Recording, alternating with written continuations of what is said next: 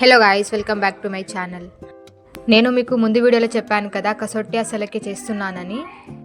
దీనిని చాలామంది జుంకీలు కూడా అంటారు. దీన్ని 3 జుంకీలు ఉంటే ఎలా అటాచ్ చేసుకోవాలి అనేది ఈ వీడియోలో చెప్తున్నాను.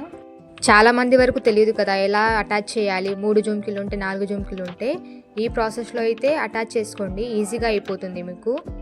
ఇది కూడా వీడియో చేయాలా అనుకుంటారేమో, ఎందుకంటే తెలియని వాళ్ళకు కూడా నేర్చుకోవడానికి ఈజీగా ఉంటుందని ఈ వీడియో పెడుతున్నాను. తెలిసిన వాళ్ళైతే ఓకే, కానీ తెలియని వాళ్ళకైతే కొంచెం కష్టంగా ఉంటుంది కదా ఎలా అటాచ్ చేస్తారు అని. అందుకే ఇక్కడ నేను ఎలా అటాచ్ చేస్తున్నాను అని చూపిస్తున్నాను 3 జుంకీలు అనేవి. ఇది మొత్తం కసోటియా ప్రాసెస్ అనమాట, ఎందుకంటే నా కోసం కసోటియా చేసుకుంటున్నాను ఇక్కడ. ఇది చూపిస్తున్న జుంకీలేమో ఆల్రెడీ ముందు వీడియోలో చూశారు కదా. ఇప్పుడు నెక్స్ట్ వచ్చేసి 3 లేయర్స్ జుంకీలు అనమాట. ఇది ఎలా చేయాలి అని మీకు కావాలంటే కామెంట్ చేయండి, వీడియో పెట్టడానికి ట్రై చేస్తాను. గవ్వలతో 3 లేయర్స్ జుంకీలు ఎలా చేస్తారు అనేది వీడియో కావాలంటే కామెంట్ చేయండి, పెట్టడానికి ట్రై చేస్తాను తప్పకుండా. కాబట్టి ఇక్కడ నేను 3 లేయర్స్ ఉన్న జుంకీలను తీసుకుంటున్నాను. అలాగే ఒకటి సలకే అన్నమాట. అలా నేను 3టికి అటాచ్ చేస్తున్నాను. ఎలా అటాచ్ చేయాలో అనేది కూడా డిఫరెన్స్ చూపిస్తున్నాను మీకు. సో ఇది ఇప్పుడు ఎలా స్టిచ్ చేయాలి, ఎలా అటాచ్ చేసుకోవాలనేది చూసేయండి పూర్తిగా వీడియో అయితే.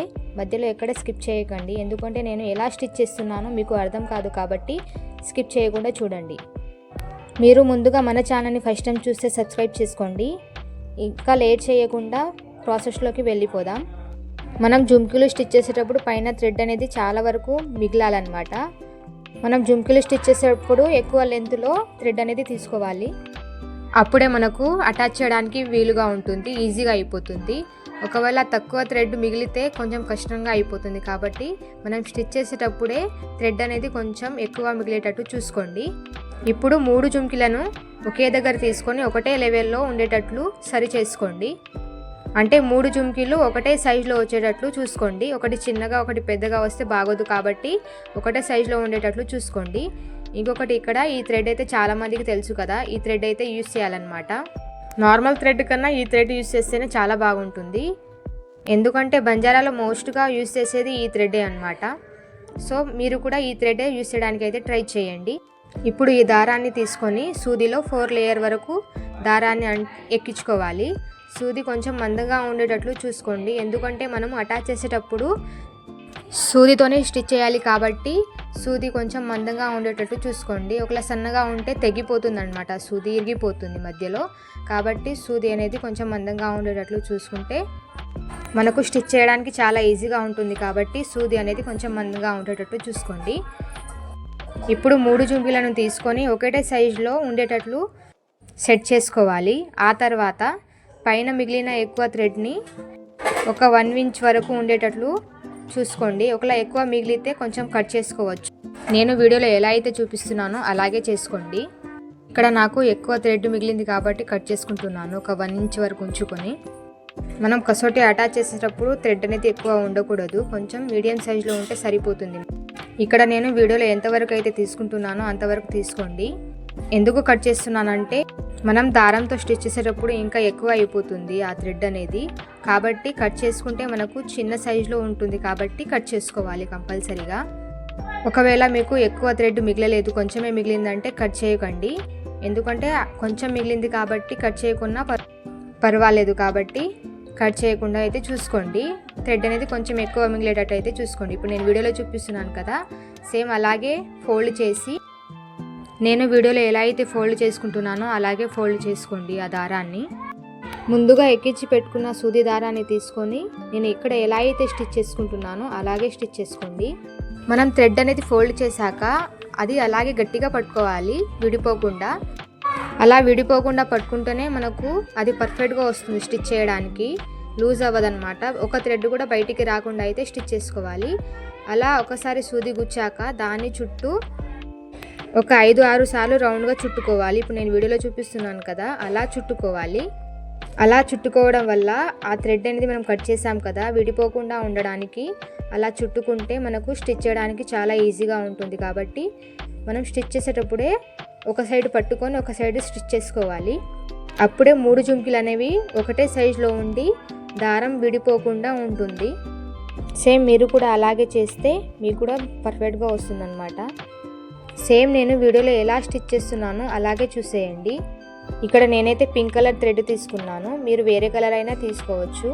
ఇప్పుడు మనం ఎలా స్టిచ్ చేసుకోవాలంటే ఆ వైట్ కలర్ థ్రెడ్ ఉంటుంది కదా, అది కొంచెం కూడా కనిపించకుండా మొత్తం పింక్ కలర్ తోటి దారం, వైట్ కలర్ దారాన్ని అయితే కనిపించకుండా అయితే స్టిచ్ చేసుకోవాలి. మనం సూది గుచ్చేటప్పుడు మిడిల్లో గుచ్చేటట్లు చూసుకోండి. కార్నర్కి గుచ్చుకుంటే థ్రెడ్ అనేది విడిపోతాయి కాబట్టి మిడిల్లో గుచ్చుకోండి, అప్పుడే మనకు వైట్ థ్రెడ్ అనేది కనిపించకుండా స్టిచ్ చేసుకోవచ్చు. మీకు బంజారాకి సంబంధించిన ఏ వీడియో కావాలన్నా కామెంట్ చేయండి.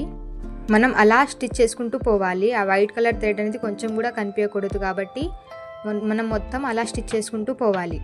మీరు మన ఛానల్ని ఫస్ట్ టైం చూస్తే సబ్స్క్రైబ్ చేసుకోండి, ఎందుకంటే నేను బంజారాకి సంబంధించిన ఏ డ్రెస్ స్టిచ్చింగ్ అయినా ఏ వీడియో అయినా నేను ఈ ఛానల్లోనే అప్లోడ్ చేశాను కాబట్టి నేను ఏ వీడియో పెట్టినా మీకు చూడడానికి ఈజీగా అవుతుంది. నేను వీడియోలో ఎలా అయితే స్టిచ్ చేస్తున్నానో మీరు కూడా అలాగే స్టిచ్ చేస్తూ పోవాలన్నమాట. దీన్ని అలా స్టిచ్ చేసి రెడీ పెట్టుకున్నాక దేనికి అటాచ్ చేయాలి అనేది కూడా నేను త్వరలోనే ఒక వీడియో పెడతాను. ఇక్కడ నేను మొత్తం కసోటియా ప్రాసెస్ చేస్తున్నాను కాబట్టి కసోటియా బయట కొనకుండా మీరే ఇంట్లోనే చేసుకోవచ్చు ఈజీగా. బయట కొంటే చాలా కాస్ట్ ఎక్కువ అడుగుతున్నారు కదా, కాబట్టి నేను మీకు కూడా యూస్ఫుల్గా ఉంటుందని ఈ వీడియో అయితే పెడుతున్నాను. తక్కువ డబ్బులతోనే మనం ఇంట్లోనే చేసుకోవచ్చు. కసోటియా అనేది 2 టైప్స్లో ఉంటాయి, ఒకటి గవ్వల కసోటియా ఉంటుంది, ఇంకొకటేమో పూసలది. కొంతమంది గవ్వల కసోటియాని ప్రిఫర్ చేస్తారు, కొంతమంది పూసల కసోటియాని ప్రిఫర్ చేస్తారు. ఇక్కడ నేనైతే గవ్వల కసోటియా అనేది చూపిస్తున్నాను. పూసల కసోటియా వీడియో కావాలంటే కామెంట్ చేయండి.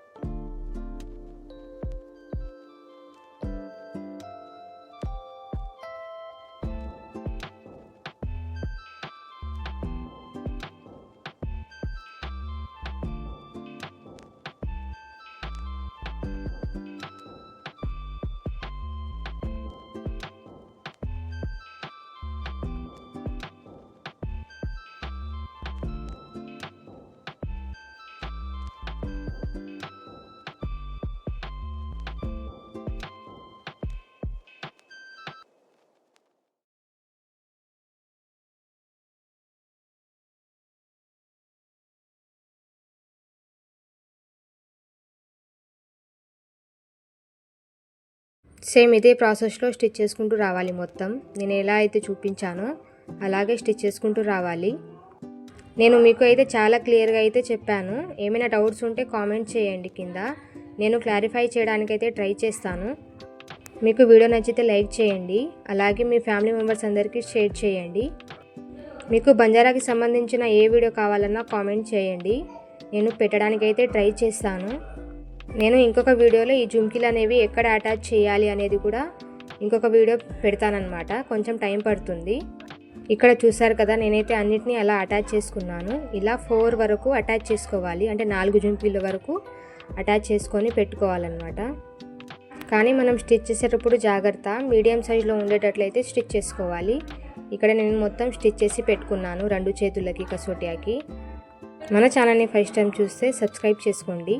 Thank you for watching.